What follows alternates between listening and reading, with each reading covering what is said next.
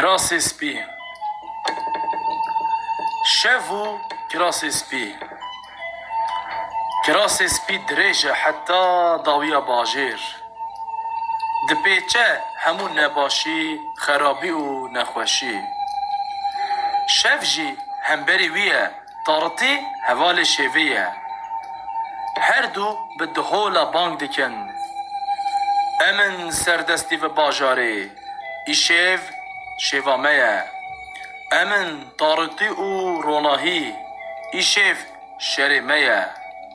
Yan tê taritî be sardûrî, yan tê ronahî be sardûrî. Hemû mirav di revij kolana diçin malên xwe. Hemû ajal diçin hêlin û lîsên xwe. Hin zarokhê jî dileyzin dibin kirasê spî de. Hin çavên sayan hê jî digere ji bo parek goşt û qetek hêvî. Kirasê spî hêdî hêdî dest dênin ser hikmê axê. Ne qurm heye ji bo agir, ne hêvî heye ji bo paşe roj. Şerên kirasê spî û şevê berdewam e. Yan tê taritî ser bikeve, yan tê ronahî.